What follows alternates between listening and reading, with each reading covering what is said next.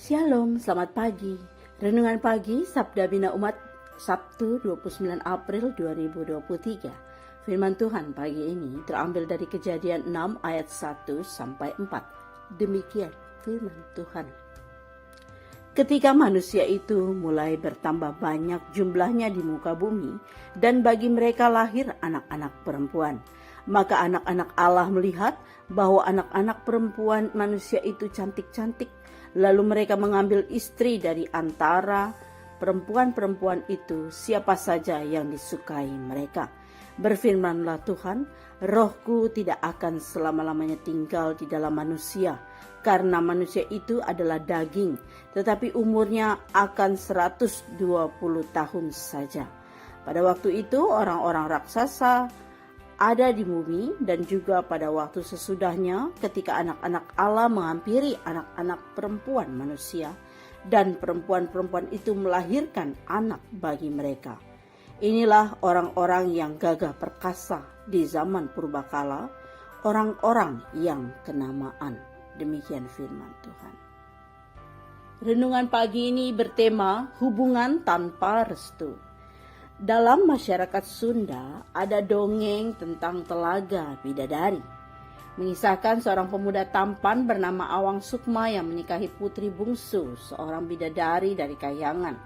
Putri bungsu mempunyai 7 saudari.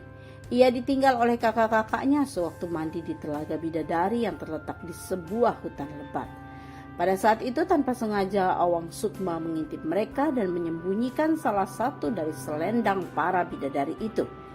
Ternyata yang disembunyikan adalah selendang putri bungsu, membuat ia tidak dapat kembali ke Kahyangan. Awang Sukma menikahi putri bungsu. Mereka mempunyai seorang putri yang bernama Kumalasari. Cerita tentang anak-anak Allah yang kawin dengan anak-anak perempuan manusia mirip dengan cerita di atas.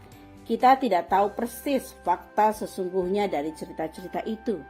Adalah bijaksana jikalau kita memahami kisah semacam itu tidak secara hurufiah, tetapi secara teologis dan etis. Perhatikan pembukaan kalimat pada ayat 6. Ketika manusia bertambah banyak di bumi.